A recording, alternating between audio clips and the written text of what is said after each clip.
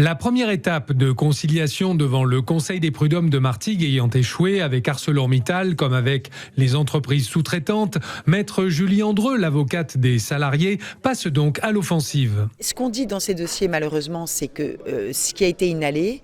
les substances auxquelles vous avez été en contact, on ne peut pas revenir en arrière. Donc nous, l'important, c'est d'être reconnu en tant que victime, déjà, d'être en effet pris au sérieux dans le cadre de cette exposition et d'améliorer les conditions de travail pour demain et surtout de dire à un employeur fautif qu'on doit assumer les conséquences de son inaction et donc on va devoir réparer parce qu'il n'y a rien d'autre, on ne va pas rendre des années de vie ou rendre en effet un meilleur poumon, mais par contre on peut réparer par une indemnisation financière